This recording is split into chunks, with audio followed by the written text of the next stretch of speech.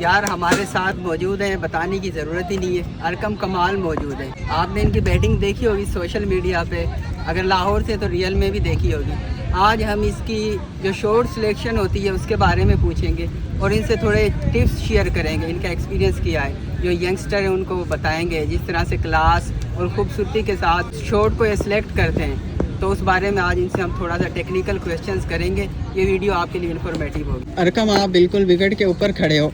सबसे पहले जो आपकी सबसे फेमस शॉट है कवर ड्राइव है जी। अच्छा, आपका क्या स्टांस होता है, जरा वो बताएं आप जब खड़े होते हैं आके क्रीज। सबसे पहले जब मैं मैच में जाता हूँ तो मिडल गार्ड लेता हूँ जी जी जी। तो मैं रहता हूँ अंदर बॉल के लिए जी सबसे जी। पहले फास्ट बॉलर के लिए। अच्छा, तो अंदर बॉल के लिए रहता हूँ इसलिए ताकि सर ना गिरे, और वाइड बॉल के लिए जब आता है या छोड़ देता हूँ या जो मुंह में होता है ड्राइव मार देता हूँ। तो जब मुंह में बॉल गिरे तो सबसे पहले जिस्म का सबसे भारी जगह है सर। जब जिधर सर जाएगा तो जाहिर सी बात है सारा वजूद उधर जाएगा जी। तो मैं बॉल की तरफ सर लेके जाता हूँ, फिर उसके साथ मेरा होता है शोल्डर ड्रॉप। तो जब शोल्डर ड्रॉप होता है तो मेरा बैट जाता है पीछे जी तो बैट आता है अंदर से जी जी। तो अंदर से आता है तो लगता है full face of the bat जी जी।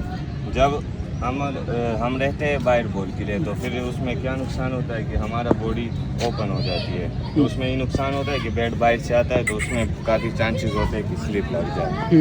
तो इसलिए मैं सर पहले लेके जाता हूँ, फिर शोल्डर ड्रॉप करके बैट अंदर चला जाता है तो फिर आके full face of the bat लग जाता है। अच्छा, ये आपसे पूछना था, जब कवर ड्राइव मारते हैं ये बॉलर की तरफ से कोई ऐसी बॉल आती है या बैट्समैन खुद बनाता है शॉट को? वो पिक कर लेते हैं ना, मसल मेमोरी बन जाती है। इसके लिए बहुत सारी प्रैक्टिस होती है, मिक्स प्रैक्टिस होती है। तो जब मसल मेमोरी बन जाए तो फिर खुद मसल मेमोरी जब बन जाए तो पिक कर लेता है बैट्समैन खुद ही जी जी।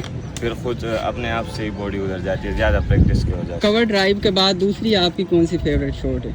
मेरी पुल शॉट, उस पे किस तरह से आप शॉट को सिलेक्ट करते हैं? जी, वो मैं रहता हूँ अगला बॉल के लिए, क्योंकि हम आगे से पीछे जा सकते हैं लेकिन हम पीछे से आगे नहीं आ सकते। तो जब मैं रहता हूँ अगले बॉल के लिए यानी फ्रंट फुट बॉल्स के लिए, तो जब पीछे बॉल आता है तो उसकी भी हम मिक्स प्रैक्टिस करते हैं। तो वो जब मैच में अप्लाई करते हैं तो उसकी भी मसल मेमोरी बन चुकी होती है, तो फिर खुद ही बॉडी उस तरफ मूव कर देती है। जब पुल आए तो खुद ही बॉडी चली जाती है। अच्छा, मोस्टली आपने देखा जैसे ऑस्ट्रेलिया इंग्लैंड में बाउंसी पिचेस होती हैं, पाकिस्तान में भी नॉर्मली बन जाती हैं, बाउंसी विकेट है, वहाँ पे तकरीबन हर बॉल बाउंस हो रहा है। उसके लिए स्टांस चेंज हो जाता है कि आप माइंड चेंज करना पड़ता है, किस तरह आपको उस खेलनी पड़ती है वो शॉट से? अगर कोई बाउंस मार रहा है, जो फास्ट बॉलर है वो हर बॉल बाउंस कर रहा है, उसमें आप कवर ड्राइव भी नहीं खेल सकते और सामने वाला शॉट नहीं खेल सकते, फिर उसको किस तरह से पिक करते हैं? बिल्कुल, उसमें हम रहते थोड़ा सा अपराइट, यानी हमारा स्टांस जिस तरह नॉर्मल है थोड़ा बेंड है, तो उसमें हम हो जाते हैं थोड़े कड़े हो जाते हैं। दूसरी बात उसमें हम रहते हैं पुल के लिए नहीं रहते, उसमें भी हम रहते हैं अगले बॉल के लिए। लेकिन आपने देखा होगा टेस्ट मैचेस में ज़्यादातर लीव करते हैं, उनका प्लेन ही होता है स्क्वायरली खड़ा करके वो एज निकलवाते हैं। अच्छा। तो उसमें ज़्यादा चाहिए पेशेंस, सब्र चाहिए। अच्छा जी। तो टेस्ट में सब्र चाहिए, जितने पीछे बॉल गिरे जो रेंज में उसको पुल कर दे कंट्रोल के साथ नीचे, या ऊपर ऑफ स्टंप में तो उसे डक कर लेते, लीव कर लेते। तो ये बहुत ज़रूरी है लीव का। जब आप मैच के अंदर है तो कभी तगड़ा बॉलर आ रहा है, कभी लूज आ रहा है, तो बैट्समैन वो बॉलर देख के मारता है या फिर अपनी गेम ही खेलता है नेचुरल?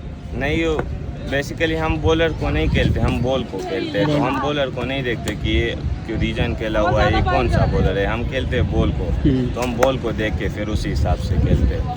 तो जी, अरकम कमार हमारे साथ मौजूद है, इन्होंने अपनी पर्सनल टिप्स शेयर की है जो कि बहुत कीमती आपको फ्री में मिल गई है। Thank you so much Arkham.